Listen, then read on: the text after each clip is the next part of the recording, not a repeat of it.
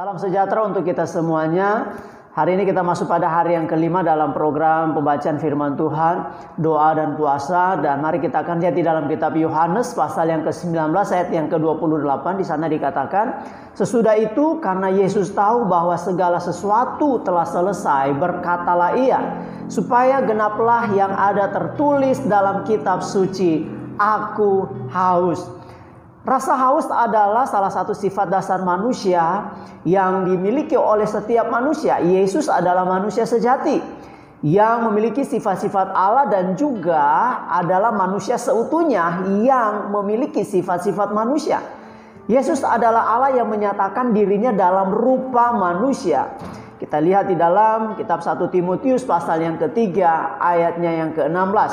Hal ini sangat mustahil bagi manusia yang pikirannya terbatas untuk mendefinisikan secara ilmiah karena hanya Allah yang maha tahu. Yesus mengundang semua umat manusia untuk datang kepadanya supaya Bapak Ibu memperoleh air hidup. Tetapi kali ini ia berseru, Yesus berseru, aku haus.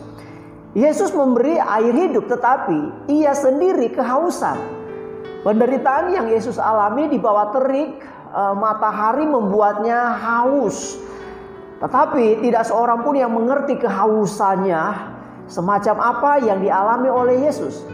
Pernyataan aku haus adalah seruan penderitaan yang harus dialami oleh Yesus untuk menebus manusia dari dosa yang sungguh menyiksa dan membinasakan manusia. Beberapa hal penting yang perlu kita ketahui kenapa Yesus mengatakan aku haus. Yang pertama, bukti bahwa Yesus adalah manusia sejati. Dalam Filipi pasalnya yang kedua ayat 6 sampai yang ke-7 dikatakan seperti ini, yang walaupun dalam rupa Allah tidak menganggap kesetaraan dengan Allah itu sebagai hak milik yang harus dipertahankan, melainkan telah mengosongkan dirinya dan mengambil rupa seorang hamba dan menjadi sama dengan manusia. Yang kedua, pernyataan aku haus, saudara, memiliki arti yang kedua. Yesus adalah sumber air kehidupan. Dalam Wahyu 21 ayat 6 firman Tuhan berkata, semuanya telah terjadi. Aku adalah Alfa dan Omega, yang awal dan yang akhir.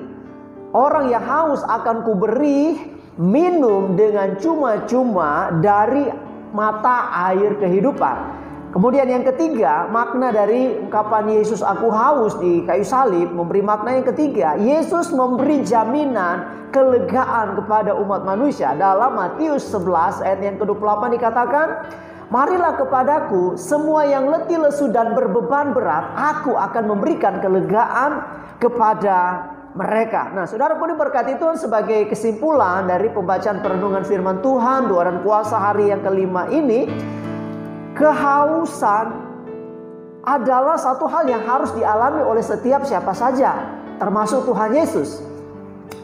Agar Yesus sendiri dapat memberi air kehidupan yang sesungguhnya bagi mereka yang dapat dan datang kepada Tuhan Yesus. Yesus rela mengalami haus yang luar biasa supaya manusia yang datang kepadanya tidak akan haus lagi untuk selama-lamanya. Nah, sebagai pokok doa firman Tuhan pada hari yang kelima ini, yang pertama berdoa agar manusia mengakui Tuhan Yesus itu sebagai Tuhan dan Juru Selamat dan datang kepadanya sebagai sumber air kehidupan. Yang kedua, berdoa agar umat manusia ketika ia letih lesu berbeban berat hanya datang dan mencari Tuhan Yesus. Yang ketiga, berdoa agar umat manusia memiliki pengharapan keselamatan hanya di dalam nama Tuhan Yesus.